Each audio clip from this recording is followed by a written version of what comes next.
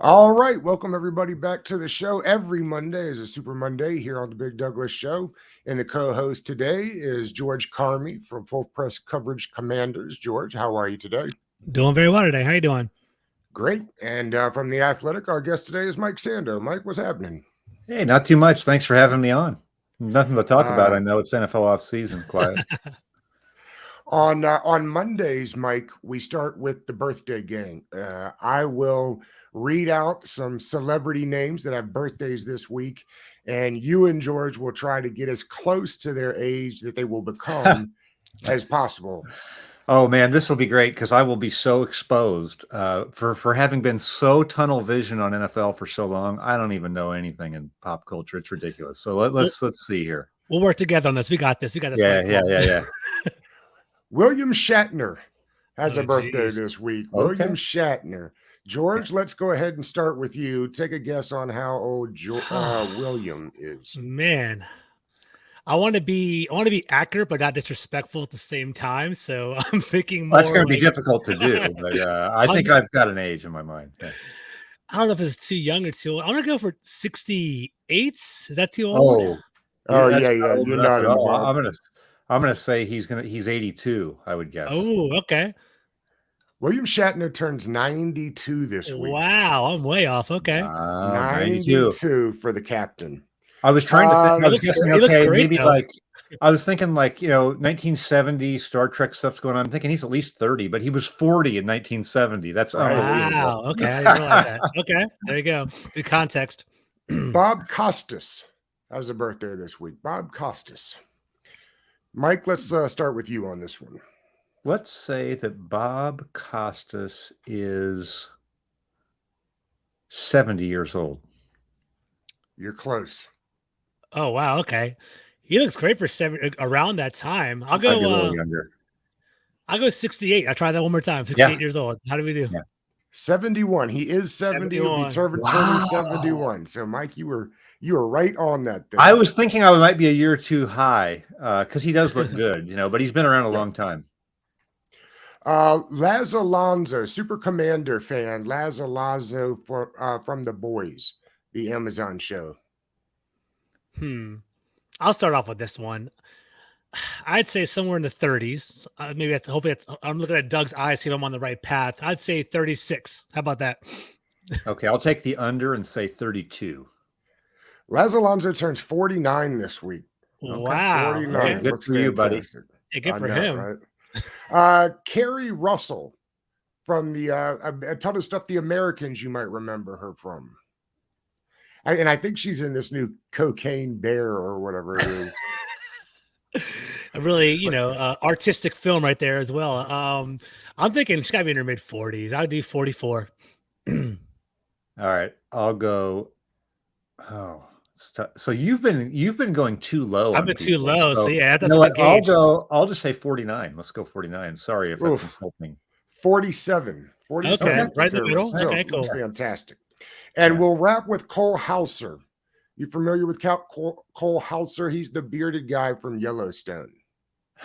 I don't know if you guys watch Yellowstone. I love Yellowstone, but which Rip? Is he Rip? Which one's Cole Hauser? Rip. Okay, he's Rip. Yeah. Okay. So I've been off also, all day. If you ever go back and watch some of the movies with him from like the early 90s without the beard, looks totally different. It's funny. He was in Fast and Furious. I just saw it the other day. Higher learning. I was cut off by that. I'm gonna go 40s one more time. So let me go 47 for Rip. Probably too high on that, but go ahead. Really? Okay. I'll go 50. I was gonna think a little older. 48. 48 for Rip. Sort of calibrate a little bit near the end. I got this. All right, cool. Very good. All right, now guess my age. Can you guess my age? I'll put you guys on the spot. 20. No, okay. Let's see. Well, I'm 40. I'm 45. Yeah. So I'm assuming you're in that range somewhere. Yeah, I'm 52, so I'm a little bit older, but hey. Sometimes I clean up. When I shave, shave and comb my hair, I look a little better. So that's my problem. The beard grayed early, and so I might have to look into like a box or something. Yeah, no, I'm kidding. I'm not going to go to the box route. Let's see. every day I do a pick four on Twitter, Mike, and today's rank the four is for head coaches. These are the four. I'm curious how you'd rank them. George, I saw you responded. Yep. Sean McVay, not Mike, but Kyle Shanahan, Tomlin, and McDermott. Okay, actually it helps me to write them down, McDermott. So to me, Tomlin's number one. To have that type of consistency over that period of time. Now they have a really good organization too, but I thought it was a really great test this last year. Roethlisberger not there, and Big Ben had not been, on fire before that. So I think just body of work, Super Bowls, a consistency to who you are over time carries a lot of weight with me. I think this is tough on the other ones. I think you have to give the. I mean, you have to put McVay and Shanahan in the next one because they've been to Super Bowls, right? I feel like McDermott's done a great job, but they'll get to where they need to go to be in the conversation with the other Super Bowl coaches. So, of the other two, McVay, Kyle Shanahan, it's a really tough one.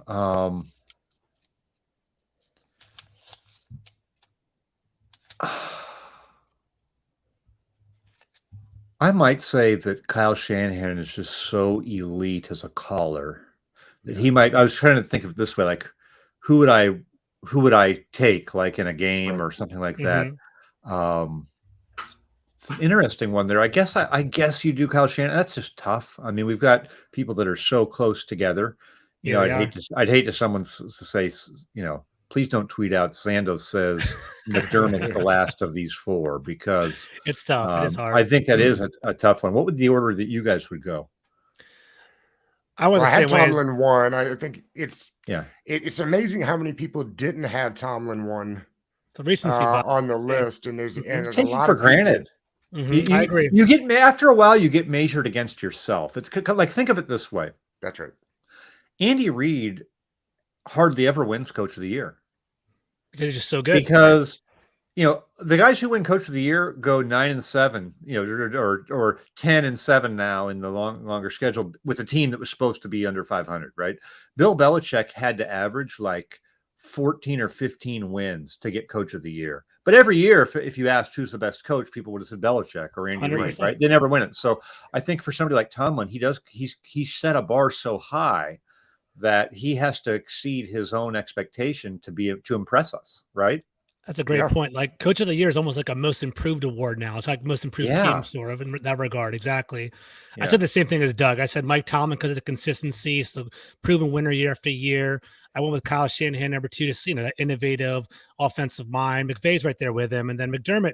I love the guy, but the Super Bowls, that's what I was looking for as well. So number 4, but they're all pretty close as well. Yeah, and it's interesting. I think McVay's recent wavering. Could be a little recency. Yeah, I agree. I agree that McVay. McVay and the Rams had sort of a down year. We're not sure. Does he? He kind of wavered if he wanted to stay the coach. So and then Shanahan is coming off a year where Brock Purdy is lighting that up in his offense and looks like a franchise quarterback. So that probably gives him the nod right now. And we check back at the end of this year when McDermott's got the Bills in the Super Bowl and the 49ers unexpectedly fell off or whatever. We might have a different order, but I think they're all pretty good coaches. I agree. Yeah, and what McDermott and them have built in Buffalo, I think, is sustainable. They've just got to get that next tier, and do it. And McVay, and I'm curious your thoughts on this, Mike. Like they really went for it for the Super Bowl, and got it. And I had this conversation with somebody the other day. Like, what will you spend for a Super Bowl? Right? Because I mean, that's what we're doing this for, is Super Bowls. I'm actually surprised more teams don't go for it in that way. Because I'm sure if you ask the Rams organization, they're not upset that they got a Super Bowl and may have to be starting over. Well, you think of it this way, the decision that kind of helped put them over the top was probably making the bold move at the quarterback position. Even though Jared Goff, at his best, he probably plays as well as Stafford lately, but I think Stafford did help them, give a dimension to them, right? Well, to do that, the owner of the team had to eat a bunch of salary on Jared Goff. That's not for everybody. So, look at the Eagles. They're another team that, they won the Super Bowl a few years ago. Their owner's right in there pushing. And I think not every team plays with the same resources, the same ability to pivot from players. Some owners might say, wait a minute, you just redid Jared Goff. You're stuck with him, pal. You better win with this guy. You told me this is a championship quarterback, right? So we don't get to make that move. And so I think that organization being able to do that isn't what everybody can do, right? Maybe the Cardinals coach can't do that, right? Maybe the Cardinals coach this year, let's say if it was Cliff Kingsbury, maybe he can't say, hey, we got to move on from Kyler Murray if he wanted to do that. I'm not saying that's what he wanted to do, but right, you'd have to eat a ton of money. It would be a hard thing to do. The Rams have kind of shown a willingness to do that. So, not Mike, everybody will. Mike, I'm curious about that. Do you think that stems from the ownership? Because I know Kroenke is a very wealthy owner in LA, and do you think is having that loose liquid money allows them to have more flexibility, in your opinion? Yeah, yes. I think there's a couple different classes of owners. If you think anyone who has bought into the league recently had to be able to come up with billions of dollars to do it. It's a different deal. If you're, like I mentioned, the Arizona Cardinals, Michael Bidwill inherited the team from his dad. It's been in the family for 100 years. So they're wealthy, certainly by our standards. They're millionaires.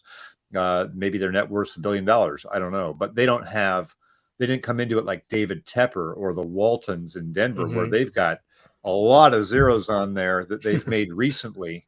And so it doesn't mean they're loose with their money, but it could mean that they have a different mentality when it comes to risk. Right. Yeah, it makes sense. The Bidwill family over 100 years has probably had some shaky moments where they were wondering if they were going to make it, or the team's been moved. Right. They've sort of had to scuffle for what they've got, and they have a different mindset because of that. It's interesting because we're kind of doing this in Washington right now with the owner situation.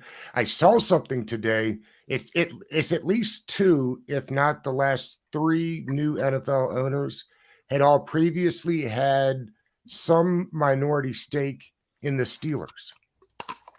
Yeah. That's Tepper interesting. did. I'm fairly certain the Waltons did. And it was brought up because Harris has a small piece of the Steelers. So I thought that was interesting.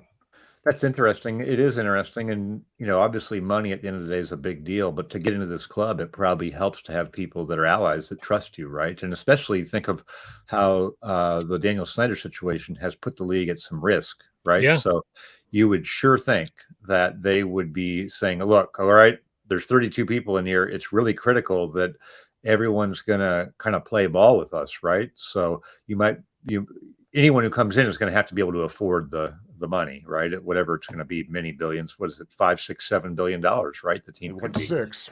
Yeah. So, that could make sense, because if you look at the Steeler pedigree, you can't get more trusted in the league than the Steelers, right? That sort of stamp of approval from Pittsburgh would go a long way in the league.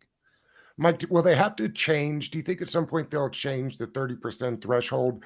Because to me, you may actually be limiting the value of the team, because in the end, there's only so many groups that are going to. That's why you see the same groups every year, right? Because to get to that 30% is, even for rich folk, it's a lot of money. I wonder if they're hurting themselves by, you're limiting like 2 or 3 people fighting against each other.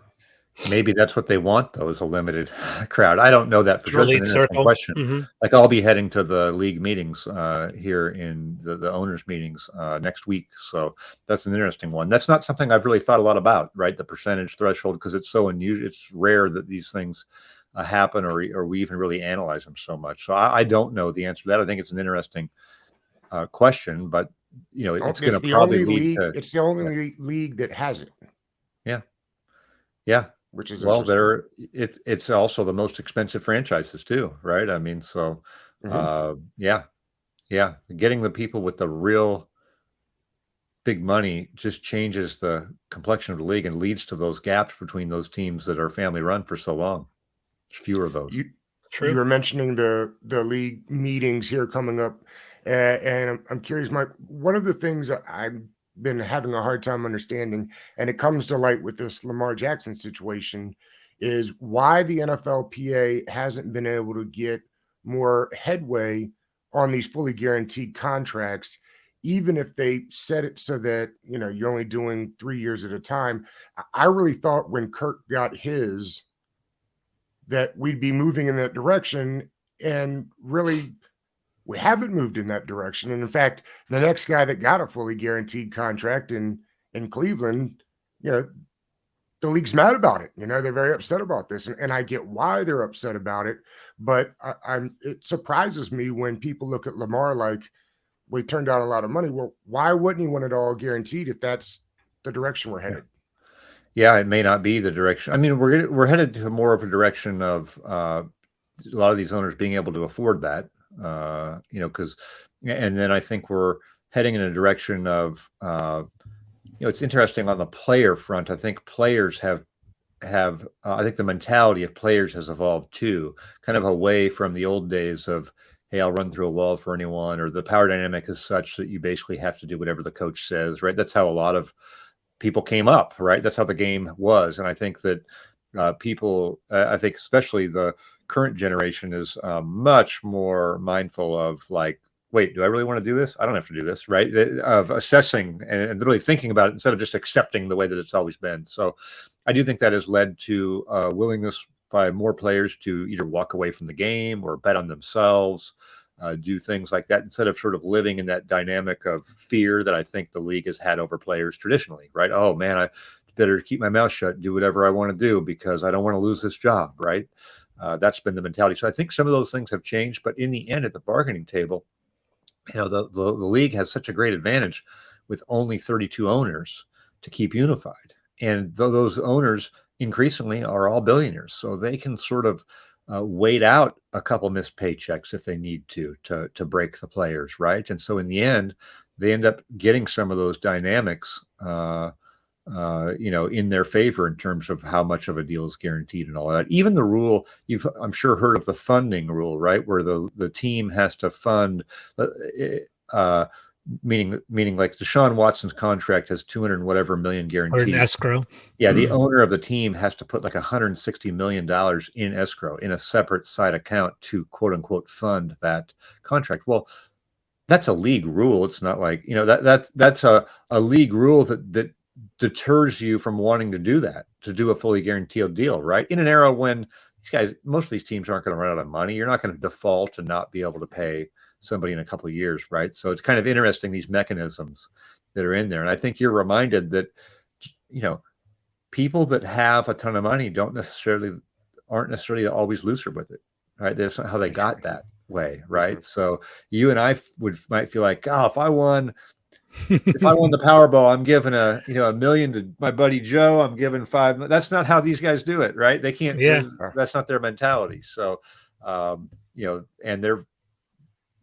they have that advantage too. Like I said, of having the money. They're older. I think they're seasoned in this stuff, and there's fewer of them to stay unified than the players who have 1,000 or 1,500, or depending on what time of this calendar it is.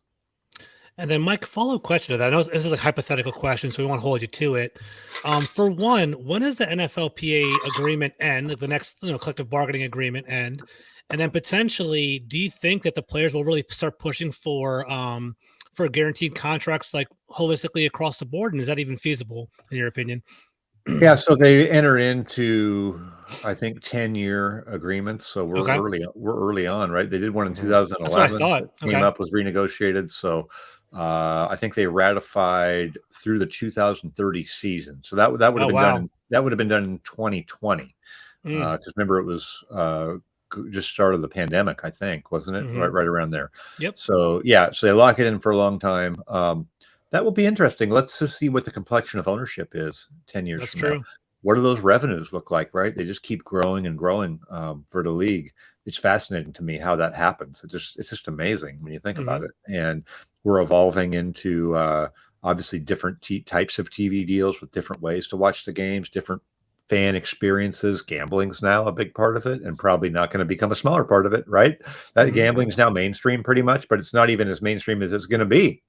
I agree. As people just sort of get more comfortable, with the idea of it sort of across the board. So we're a long ways off, I think, from a new one. And I don't necessarily think the players are going to I think they've still got it pretty good, you know, that they're not going to probably have a holdout or that sort of a thing.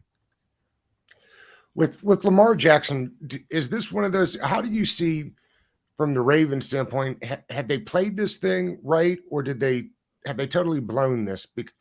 I guess I could be talked into either way, but it feels like they've blown this thing. Yeah. So I think they play. So there's two components of this. The part that could be blown is just whatever happened with the relationship between the player and the team kind of before we got to this offseason. And, you know, some of that's been blamed on Lamar Jackson not having an agent. That could be partially true. I do think the pandemic itself was a big deal for putting a gulf between teams and players. In some cases, just you're not in the building as much, the connection that you have with your coaches. I think the Ravens do have kind of a, you know, a little bit of an old school approach and demeanor to them through their head coach, John Harbaugh. He's probably one of the older school coaches. I'm not saying that in a bad way. I just think that's the way that it is. And so they have some organizational principles. I think they're very confident in their ability to win and do it and not have it be dependent on any one player. So that's a component of how did we get to this point where the relationship kind of seems to be off? And I felt like this past season, there were multiple chances for the team to kind of stand by Lamar Jackson publicly when he was being questioned about, you know, could he be playing or should he return from his injury? The fact they didn't say anything, I kind of thought was a little bit of bad form by them, but it also could be telling. I mean, you know, of whatever's going inside, maybe Lamar could have done more too. So once we get to that point of the offseason where there's obviously some kind of a fracture or disconnect between the two sides, then I think the Ravens have played it very smart. Like, I think if they had done the maximum, you know, non-exclusive or no, the exclusive free agent or exclusive franchise tag, it would have been a higher salary for Lamar Jackson, and no team could negotiate with him. Well, I think that would have been dumb because I think they're at a standoff already. And to just close the door on anyone else getting involved would mean we're signing up for this. Well, Lamar Jackson might not even come in for that, for all you know, right? So I think what they've done in making it the non-exclusive one, you save some money to the cap, you save cash this year, and then you sort of get the ability to say, okay, Lamar, you go see what you can get. If you're so valuable, let's see what's out there for you. And we don't really know yet how, you know, if someone's going to step up. I think, you know, one of the things we've learned about the idea of someone signing him to an offer sheet is if you do that, there's a 1 week period before the Ravens would have to match. And during that time, the contract would count on your cap, right? So if you're in the first week of free agency, do you want to like have something like that? Because you're trying to go so big with Lamar Jackson that the Ravens won't match. That's going to be a really big type of deal. So also, this is where I think like people will argue about Lamar Jackson. Should he have an agent? What's he leaving on the table? And they might point to a Laramie Tunsil and say, we don't need an agent. I mean, your value as a player. And I think at the end of the day, to get maximum value, I don't think Lamar Jackson needs an agent. However, to navigate this really weird situation, I think he could use one. And I think that's why both these things could be true. I think a quarterback who's a top quarterback probably can get an amazing deal on his own. But that's not what Lamar Jackson needs to get done. The question isn't what would happen if Lamar Jackson was an unrestricted free agent right now. He would probably get the Deshaun Watson deal. He might be able to get it. But that's not the dynamic that exists. And I think he needed and would have benefited from an agent walking around the halls of the combine, going into the hotel rooms with the hotel suites with a few GMs and saying, hey, brass tacks, what's going on here? And then you have an agent who's known that owner or GM for 20 years. They can talk frankly. Hey, here's the deal. Our quarterback, we don't want to go public with anything right now because our quarterback situation is a little dicey, but we may make a run. Here's what we would see. Here's what we would see the value being. You know, don't count us out, right? And then Lamar Jackson then maybe emerges with a clearer picture out of the combine of, hey, who's involved? I think the fact that he doesn't have an agent, no team's going to talk to him directly and have that type of conversation. If he is relying on the NFL Players Association, which he probably is, certainly owners and teams aren't going to talk to them in the same kind of unfiltered manner, right? So I think he not having an agent hurt his ability to line up a market, right? He needed to line this thing up. Like, it's complicated to do it. Do you think a team will make him an offer? That's a great question. Like, would I bet no one does? Like, I kind of feel like somebody might at some point. There's the whole thing of the draft too, to where if you wait after the draft and do it, then the picks that you would have to give up would be for the future, be for next year. Mm-hmm. But how as a team do you get I don't think it's something you do as a team lightly. I think most teams have some sort of a quarterback situation. So how you handle that, like I thought Miami would be the great team, but they do have a situation with Tua there too, who I think they like. So you want to make a swing at Lamar and not get him, and it just sort of muddies your whole thing. It just muddies the whole thing forever, kind of. And Mike, I was actually kind of curious about that. So, like, the proverbial like poison pill, right? You put a poison pill in the contract so the Ravens don't potentially match it. What do you think would be a deal breaker that would prevent Baltimore from matching? Because if I was Baltimore, I'd match almost anything that was offered on the table, right? Yeah, no, I don't think they would offer a fully guaranteed. I think if they did 5 years, and the whole thing's fully guaranteed, I think the Ravens would match. Because I think bow out. Yeah, because I think there's also a disconnect between how a lot of fans and people in the media view Lamar Jackson as a player versus how a lot of teams do. Every year I do my quarterback tiers thing, where I talk to 50 people in the league and we put all the quarterbacks into, tier 1, tier 2, tier 3. I think there's you almost can't read something about Lamar Jackson without it saying MVP in his prime at age 26. Well, the league looks at it and goes, yeah, he's an MVP 3 years ago. He's missing a bunch of games, and they're not going anywhere in the playoffs. And we got to change our offense completely for him. And then people who are on Lamar side would say, oh, they need to give him a chance, give him some receivers, give him this and that. But there's enough questions in people's minds that I don't think they want to go fully guaranteed to the point that the Ravens wouldn't match and give up 2 ones. Right. That's a lot. Like if the Ravens, by all accounts, we saw this from like Chris Mortensen's reports, and granted, this could be coming from the team side. It probably is coming from the team side. But, I pretty much believe that the Ravens probably made a decent offer for him. Maybe not one he was going to take, but they probably made a good faith offer. I believe that. So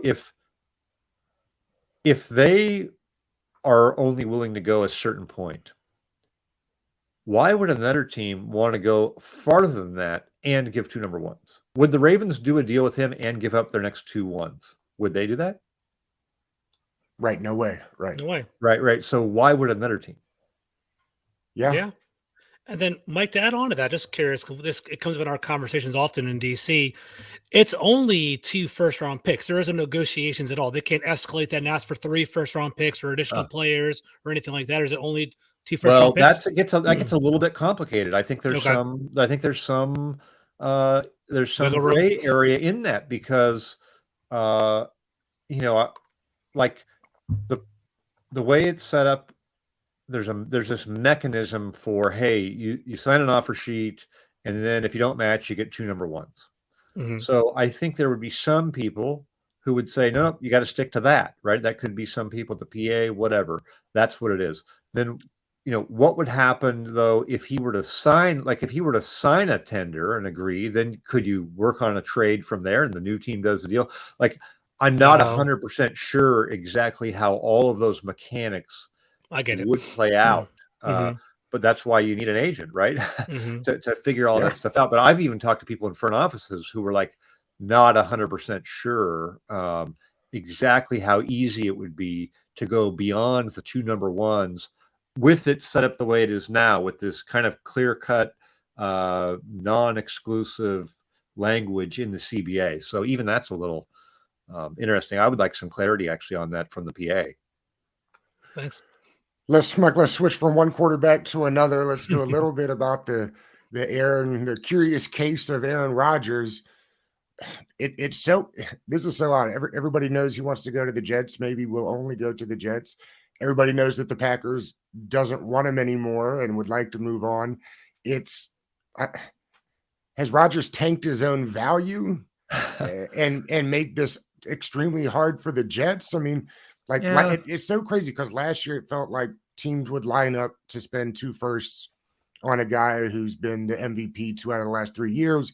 And 1 year removed, it feels like, the Packers are having a hard time getting the Jets to even cough up 1 first-round pick. They should have done it a year ago. It's easier said than done, but I think that's clear. Isn't that interesting, though? We're talking about, will anyone make an offer for Lamar Jackson? And then we're like, hey, Aaron Rodgers, who everyone agrees is going to the Hall of Fame, won 2 of the last 3 MVPs. There's not a line of 10 teams. Now, the Packers could control some of that to, they may not want to trade him to certain teams, or certain teams may not have their perceived, compensation.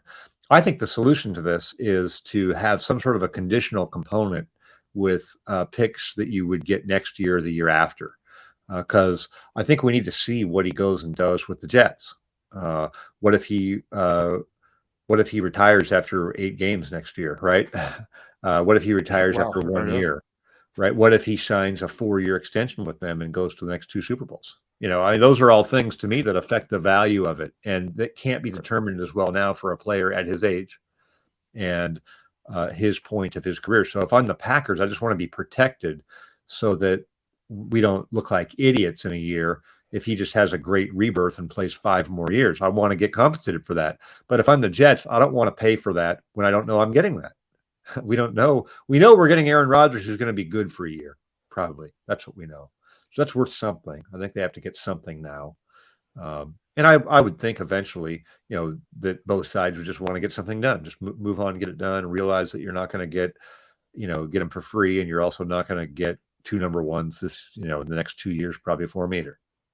And how do the Packers end up looking if Aaron Rodgers has another quasi MVP season and Jordan Love stinks? I mean, they don't have, they're gambling. It's a big gamble from the Packers. Yeah. It'll suck for them, but I do feel like these relationships eventually get to a point where they're kind of over. I think that happens between a coach and an organization sometimes. And I think we're there, just kind of like, okay, Brady left New England and won a Super Bowl with Tampa. Do we think he would have won the Super Bowl with New England the next year? They were just kind of at a point where everyone was done, and he probably got a rebirth a little bit in a different team, new environment, a little bit of a better team that was ready to go, closer to that. So I don't know if the Jets are that team, but I don't know that anyone wants to sign up for another year of Rodgers in Green Bay under the terms that it is now. However it got there, and we can fault Aaron Rodgers for some of that, which he would deserve, and we could fault the Packers for some of that, which he could deserve. But it's sort of like any divorce, right? Sometimes that's just where the 2 parties are at, and it's no one's fault all the way. It's just over. Mike, you wrote a great article for The Athletic talking about DVOA and, if Aaron Rodgers potentially goes to the Jets, just his impact over there, right? Like potentially they have a top 5, defense, bottom, I don't think number 30 overall offense. Can you kind of touch on that article to our listeners, kind of talk about Aaron Rodgers' potential in New York, and then talk about how that would affect the NFC North and whether the Vikings would potentially repeat out there? What do you think is going on in the North as well? Yeah, I'll start with the North. I mean, I think the North is pretty wide open. I think Detroit was pretty close last year and has made some nice moves in free agency and was able to keep Ben Johnson running the offense. So those were all like the things that could have really hurt Detroit this offseason didn't seem to really hurt them. I feel like Detroit's probably going to be better defensively. So I think they're in the mix. Chicago is going to be better. We need to see the rest of their offseason, but they could at least be a tough out, right? Or be somewhere in there. The Vikings will probably fall off some defensively, I would think. Now, I like Brian Flores. I think he's excellent as a defensive coach and coordinator, but they had a lot of older players, so we'll see if he's able to keep them good on that side of the ball while they retool a little bit. I think the Vikings will be a little bit more what we thought they were going to be last year. They won't win all the close games. They'll be in the mix. I think there's just multiple teams there can be in the mix, and who knows what the Packers will do. I think people as bad of a year was last year, it's a pretty high floor when you got Rodgers. That's a high floor. Look at their record. It wasn't like it was 4-13. That's right. They had a winning record, correct? I think they were 9-8. Yeah, but they had a winning record in a season that everybody would say was totally disappointing, right? Yeah. And Rodgers had seemed to check out for part of the time. He's playing hurt, as bad as it could go, and they're 9-8. That's what I see Rodgers doing for the Jets. He just changes your floor. He makes the floor high. So the piece that you referenced that I looked at, what I like to do is I look at where the teams rank in EPA, expected points added, in two components. One is offense, and the other is combined defense special team. I put those in their own bucket uh, uh, because they're the things the quarterback can't control. Right. So last year they were they were a bottom 5 offense with the Jets and a top 5 defense special teams. So if you look at teams historically, I just went back since realignment in 2002 that are in that bucket. Like none of them go to the Super Bowl. I think 33 of the 39 missed the playoffs. They're the Jets. They're exactly teams like the Jets. But what I wanted to look at from there was, okay, let's not bank on the Jets having a top 5 defense special teams, but let's just say they're going to be top 10. Let's just say we can lock that in. I think that's pretty safe. Let's say they're in the top third of the league with their defense coming back, their defensive coach coming back, all of that. Now we say I think there's 2 places they can be on offense. They can be sort of middle of the pack. That's Rodgers comes in. There's some growing pains. They're not terrible, but it doesn't just hit on all cylinders. And that's kind of like a little bit of what the Packers were last year. They're the middle of the pack. It's bad by Packer standards, but half the league would take it, for them. If they're in that window, I think they're about a 75% chance of making the playoffs with an outside chance of getting to a championship game and a Super Bowl, but a chance that didn't exist for the Jets last year. And then the other scenario would be, okay, let's keep that same top 10 defense special teams. And now let's just say we have a top 10 offense. This is, hey, Rodgers and Nathaniel Hackett hit it off again. Garrett Wilson keeps ascending. They brought in Lazard. Maybe they hit on someone in the draft. Maybe Breece Hall comes back. Now you're really rolling and you've got a top 10 offense. You combine a top 10 offense with the defense special teams that are kind of in that top 10 also, you're 95% chance of playoffs. Okay. You're like a 25% chance it might be 25% chance of the Super Bowl or conference championship or something. 50%. You see like a bunch of teams that won the Super Bowl. Okay. Mm-hmm. So your horizons totally expand. So for the Jets, this is totally a world I want to be in. I don't care about the Rodgers in the locker room, the McAfee show. That's all stuff that wears you out over time. Right. But in exchange for a chance to be something we can't be otherwise, they can't be that. If they're Derek Carr instead of Rodgers, the ceiling becomes that middle group to me, right? With a chance of having another bad year, probably not being bottom 5, but a chance of being bottom 10, right? So Rodgers gives you something that you can't get otherwise. Even if it doesn't wind up working out that way, you have a chance. I want to wrap with a little bit of Commanders discussion, but before we do, you had mentioned Jared Goff earlier. If you're the GM of the Lions, how much longer do you roll with Goff? Because how much we're talking about floor and ceiling, right? And I think that's a fair conversation for them. Like, how much better can you get the Goff? I'm not suggesting that you can't. You can, but in a position right now where it feels like maybe they've got a chance at being one of the better teams in that division, if not the best team in that division, where does Goff get you, and how much longer do you roll with him? I think you're waiting to see at what point is what's holding you back. That's part of it. And then also your evaluation of what else can you get. So I thought there was a chance this last year we might see him get to a point where he was holding them back, right? That they've done enough in other areas. Their line was pretty good. They had a couple skill guys, right? The receiver who was returning, and then they drafted one in the top 15 of the draft. So, but he actually did better than we thought. And I think that coach was really good. So I think it took the pressure off of just having to do it. But I think you do need to be looking and realizing that you're you may be too good to be drafting in the top 5 again, right? So what are your opportunities? Are you going to be one of those teams in on a veteran, that comes available, in on making a trade? I think you don't want to do it if you are don't have a great chance of making a big upgrade. I think Goff's probably a little underrated. When you have a good team, he's pretty good. He's pretty good. Yeah. Look at the Rams. Rams were in the Super Bowl and they got shut down. But as Sean McVay admitted, that was partly on him too. They got out coached too on that. And there were some teams that had kind of figured out how to play them. So I wouldn't be overly looking. You can't just move on from Goff because you need better. You have to move on from Goff because you think you have better. Right. I also like him because I think he's the type of guy that you could bring someone else in and he would be able to handle it. He's been through some disappointments and he's got some scars, right? Yeah. So right. The big move for the Commanders in free agency really was just getting Daron Payne signed back. I feel, and I'm curious your thoughts on this. A year ago I would have totally been off that train. It feels like interior pressure is being more and more revered across the league than it once was. Now, maybe that's because the guard play isn't nearly as good as the tackle, and you feel like you've got an athletic advantage. I'm curious what your thoughts were on the Daron Payne signing, and if more teams will start focusing more of their attention on the interior pass guys. I think it's largely a function of keeping your best players, and I think it's not that he happens to play defensive tackle, but I think there's a big premium on big guys who can move and get up the field. They're just hard to find. And when we talk about, like, even in this draft, people are talking about, Jalen Carter would have been up there, but now he's has an injury. And still could be the first non-quarterback taken could still be a defensive tackle, defensive lineman. So I think that's a valued position. I think the big guys who can move are. I think if you have that upfield ability, it really increases the value. You're not seeing a bunch of two gappers, right, getting that type of money. Agreed. So and then I think from a commander standpoint, it's not like your team is so far along and so good that you can turn down good players because the positional value is just not 100% right. I think that's the sort of move.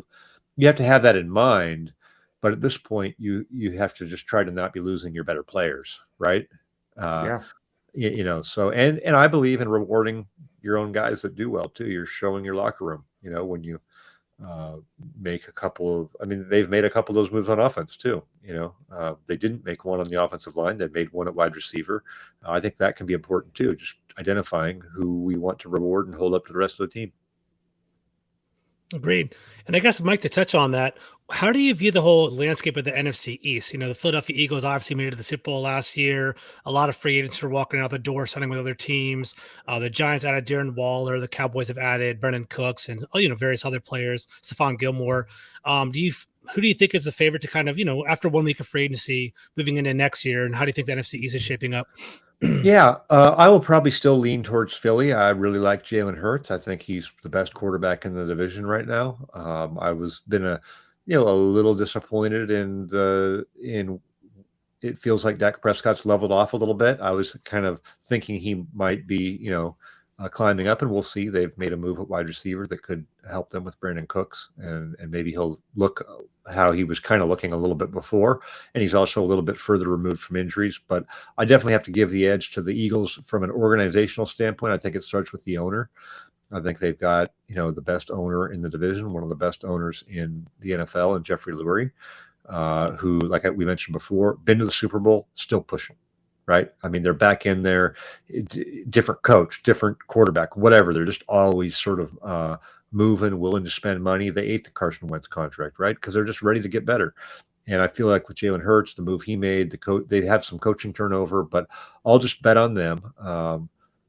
Probably first is with the most upside. And then I think we've got some discussions to have, what are the Giants? Did you like the Daniel Jones move? I kind of understand it. It seemed a little rich for me. I didn't know he was going to get that much. I really like the coaching there. I think that gives them a little bit of an edge, and they'll be better with the players they get, right? Because they didn't do anything last offseason. You got to have Dallas in the mix. I think they're a very talented team that's probably gotten a little better on their back end defensively and at wide receiver. I think it's really hard. I think the floor is pretty high for this division. So I'll give Eagles the edge, but I don't know for sure who I want to roll with next. How's Rivera's observed nationally? Sorry, Doug. No, you're good. That's what I was going to ask. Yeah. So, I think I see Rivera as sort of being the right guy at the right time for a franchise in turmoil. And then you have to reassess if that's what you really want to be the long-term marriage, right? Because I get the feeling that Ron Rivera's been doing this a long time. It's almost mission accomplished a little bit for me as he navigates this team through these really difficult times. And gets to the new ownership, and maybe he coaches with the ownership for a little bit, but I don't necessarily have the feel that it's going to be many years into the future for them. I think he was a good he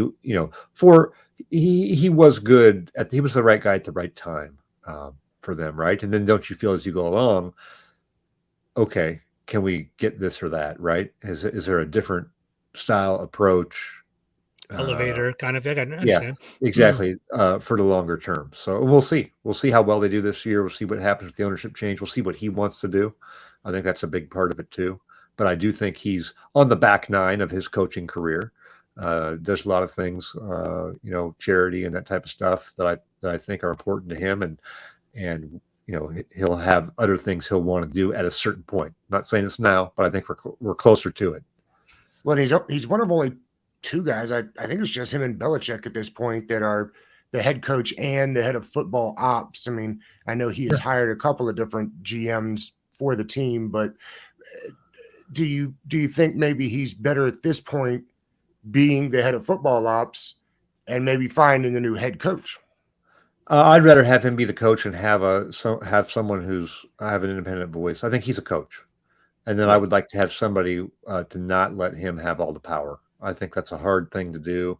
It is. I think you end up, I do a podcast every week with Randy Mueller, former 3-time general manager, and I think has said it. Washington's sort of on the friends and family plan, right? You got the empowered coach. You got a lot of things that get done the way the coach wants to do it, and that's great for the coach, but that's not always the best thing for an organization. And I agree with that. I think it's hard to be the coach who has the ultimate power. Good for him for getting it, but well, they had to give it to him if they were going to get him. I know that.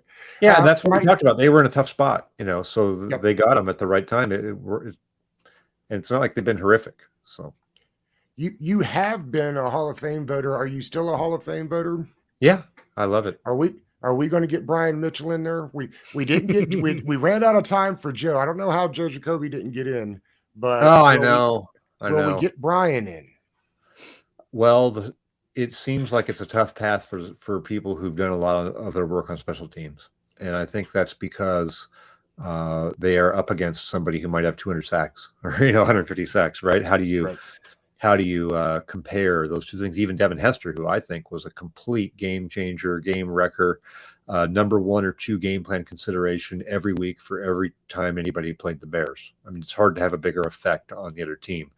And he didn't make it this last year, right? I mean, I think most people would say it's hard to get better than that. And he didn't make it. And so, I mean, will he eventually? Probably, because he's been a finalist, but it's just a tougher road for those guys. Steve Tasker, was a great special teams player. He's kind of gotten in the conversation and not gotten a lot of traction. So I think for those guys, it takes a special, I don't know about effort, but you have to really be able to explain well why this person deserves it at the expense of somebody who maybe had 12,000 yards receiving, right? Or was an every down producer.